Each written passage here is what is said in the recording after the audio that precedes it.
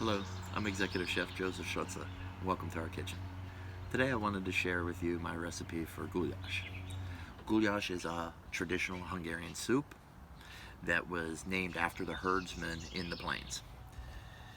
Today I want to prepare it in the way that the herdsmen did, outdoors in a kettle, goulash, over a fire. As you see, I have all our prep ready to go. Let's get cooking. So now that we have our goulash warmed up with some oil, we'll add about 2 cups of onions.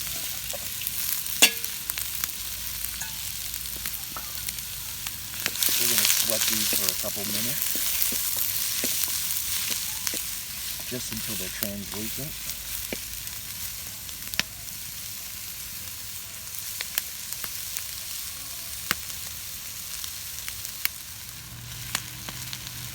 Now that our onions have sweat, we're going to add the meat and the bones. I prefer meat on the bone rather than boneless, as it helps develop a lot more flavor for the stock. And what we have here is pork shoulder,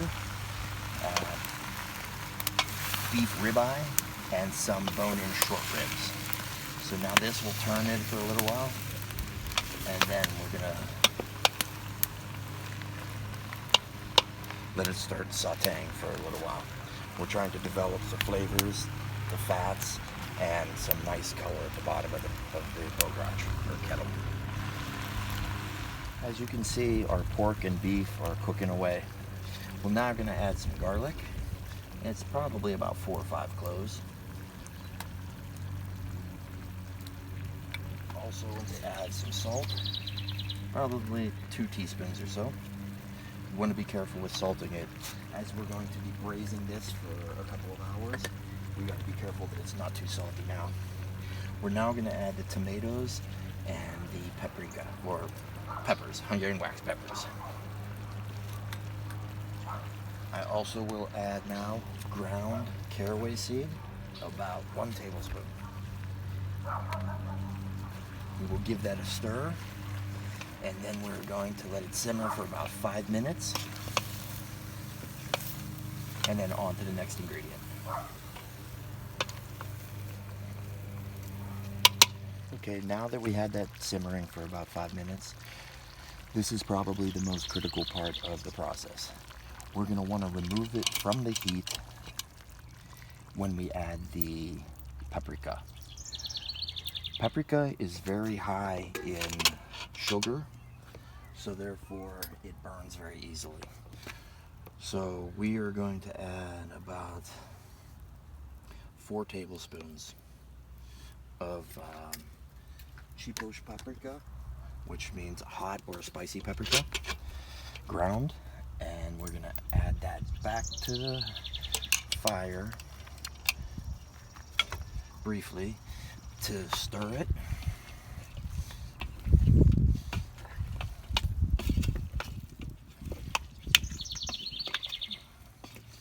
Get this all mixed around.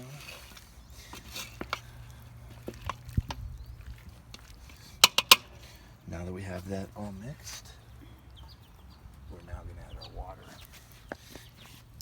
and then begin the braising process.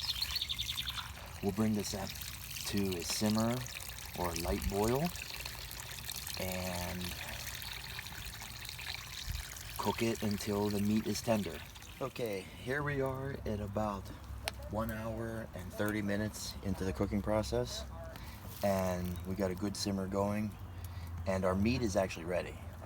Just take a bite of a piece or two and see what's going on. Some of the challenges with the cooking outdoors, number 1 will be the wind. Sometimes it changes direction and will shift your flame a different way and slow down your cooking process. Also, the size of the meat or protein that you're putting in, the larger it is, obviously will take longer to cook. Now, you could use other cuts of meat like a tenderloin, beef or pork. However, the cook time is faster, but however, the price is significantly more expensive, so you're probably not going to want to do that. Now, actually, after we got our meat ready to go, we're now going to add our vegetables. We have carrot, parsnip, celery, and potato.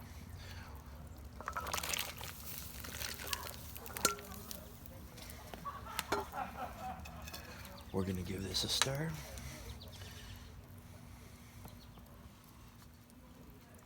And bring it back to a boil. And we'll periodically check on this once the vegetables are done.